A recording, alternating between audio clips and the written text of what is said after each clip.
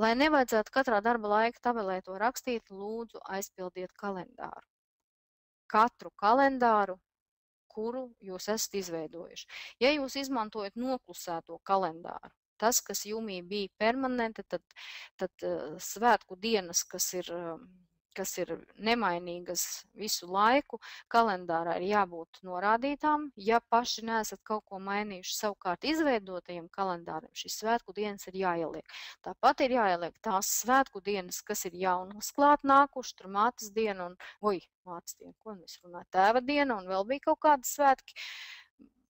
Tie ir jāieraksta pašiem. Arī tās svētku dienas, kas ir mainīgās, ja, lieldienas, vasaras svētki un laikam jau vairāk ar nevienu, tās arī ir pašiem jāieliek, jo mēs atjaunojot jumi neieliekam nekādas svētku dienas, jo mēs nezinām, kā jūs esat izveidojuši kalendāru. Ja mēs 100 punktu būtu pārliecinājuši, ka jūs kalendāru veidojat tieši tā, kā tas bija paredzēts, un jums nav ielavījusies kaut kur kāda kļūdiņa, tad mēs to varētu darīt, bet mēs neesam pārliecināti, vai viss ir izveidots tieši tā, kā tas pienāktos. Ja vai tie ir izņēmumi norādīti, vai nav norādīti izņēmumi, vai tie ir sērijas notikumiem izveidots. Tāpēc tas ir jāizdara pašiem. Mēs katru gadu janvāra grāmatašu pēcpusdienā atgādinām, tā kā lūdzu, ja jūs vēl to neesat izdarījuši, vēl mums ir kaut kādas svētku dienas dažas palikušas, tad lūdzu smuki saliekat, jo ir jāsaliek arī tās svētku dienas, kas ir svētdienās. Ja?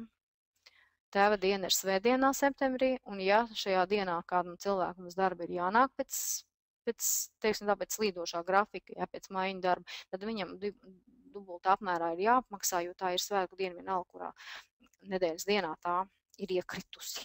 Nu tā, tas ir tas, kas man bija atsūtīts e-pastā, bet tagad ir tas, kā var dabūt uz rīkojuma lapas galvu. Izīti, zaķīti un partneri. Kā var dabūt? Var dabūt tā, ka mēs ejam pie dokumenta noformējumiem, atrodam vajadzīgos rīkojumus par atvaļinājumiem, apskatāmies, kas mums tur tā ir par informāciju, un redzam, ka mums ir jānorāda rekvizīti. Ja? Kādus rekvizītus mēs varam norādīt? Lūk šeit, ja. Mēs varam izvēlēties no saraksta, bet mēs varam smuki uztaisīt rekvizīti, piemēram, rīkojumiem. Un liekam. Es tagad eksperimentēšanas ļoti ceru, ka man viss būs pareizi. Tātad, sijā lapsa kūmiņš. Adrese.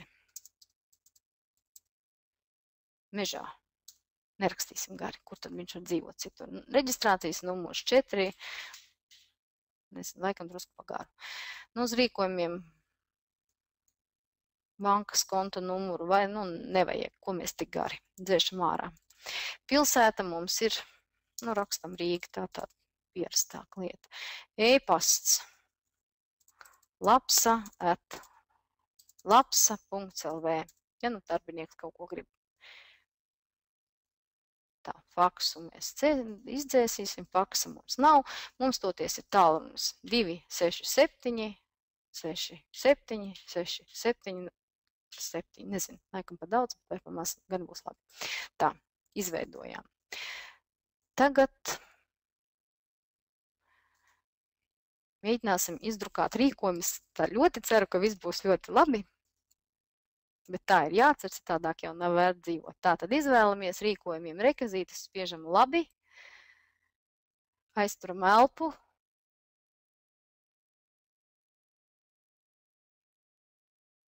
Un redz, kur viņi skaisti ir izveidojušies. Redzat? Tie ir tie mūsu rekvizīti, kurus mēs esam paši izveidojuši. Te varējām ielikt varbūt citu pilsētu, lai redzam, ka viņi mainās, bet ir gan reģistrācijas numurs, gan adresi. Izrādās, ka